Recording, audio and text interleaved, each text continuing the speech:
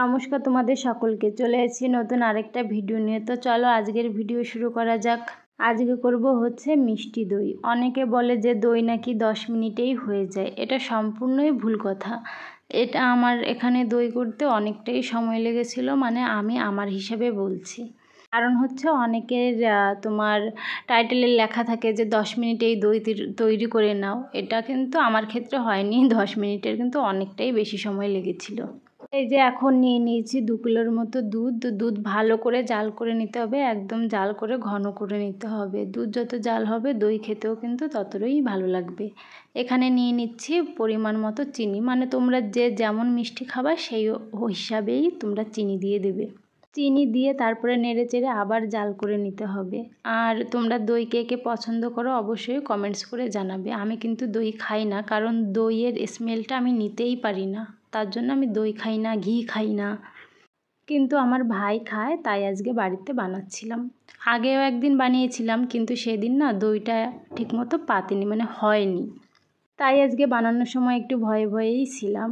আর এখন দুধ জাল করা হয়ে গেছে। আমি দুধের যে মিষ্টি দইয়ের কালার, ওইটা আনার জন্য আমি কোনো কালার ব্যবহার করিনি। কালারটা আনার জন্য আমি এখানে ক্যারামেল তৈরি করে নিচ্ছি চিনি দিয়ে। আমি এখানে একটু জলটা একটু বেশি হয়ে গেছে, কি আর করা যাবে। এখন আমি আস্তে আস্তে জাল করে এটা বানিয়ে নিচ্ছি। বেশি জাল করলে চিনিটা পুড়ে যাবে, আর দইটা কিন্তু খেতে একদম ভালো হবে না, গন্ধ আসবে, তেতো হয়ে যাবে। তার জন্য অল্প আঁচেই এটা জাল করে নিতে হবে। জাল করা হয়ে গেছে। এখন আমি একটুখানি দুধ দিয়ে চিনির সঙ্গে ভালো করে মিশিয়ে নেব। বেশি কিন্তু দুধ দেওয়া যাবে না, মানে আমি দিইনি, অল্প দুধ দিয়ে আগে চিনিটার সঙ্গে ভালো করে মিশিয়ে নিয়েছি, তারপর হচ্ছে গিয়ে সব দুধ দিয়ে মিশিয়েছি। এখন আমি দই করার জন্য নিয়ে নিচ্ছি টক দই।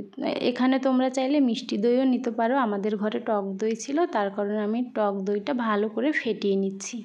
টক দই ফাটানো হয়ে যাওয়ার পরে যেটায় তুমি দইটা রাখবে, মানে দইটা বানানোর জন্য যে হাঁড়িতে বা যে গামলায় রাখবে, সেটা ভালো করে আমি একটা কাচের বাটি নিয়েছি, ওটাই রাখবো। তার জন্য ওটা ওই ফেটানো দই দিয়ে ভালো করে চারপাশটা ঘিরে দিচ্ছিলাম। আর এখানে আমি টক দইয়ে মেশানোর আগে কিন্তু দুধটা ভালো করে ঠান্ডা করে নিয়েছি। গরম অবস্থায় কিন্তু টক দই একদম মেশানো যাবে না, মানে আমি যতটুকু জানি তাই। আমি যে পারফেক্টে জানি সেটাও না, আমি যেভাবে করেছি সেটাই তোমাদের সঙ্গে শেয়ার করছি। এখানে আমি দুধ ঠান্ডা করে তারপরে টক দই মিশিয়ে, ধরো আজকে বানিয়েছি, রাতটা ছিল, তারপরে ফ্রিজে ছিল, মানে পরের দিন সকালে আমি ফ্রিজে রেখেছিলাম ওই 2-3 ঘন্টা, তারপরে দইটা বের করেছিলাম। দইটা কিন্তু সুন্দর জমেছিল, এই দেখতেই পাচ্ছ। দইটা কিন্তু সুন্দর হয়েছে, খেতেও শুনেছি ভালো হয়েছে, ভাই বলেছে। আমি যেহেতু খাই না তাই আমি খাইনি। তো আজকে এ পর্যন্ত, আবার দেখাবো অন্য কোনো ভিডিওতে। ততক্ষণ তোমরা সবাই ভালো থাকবে, টাটা।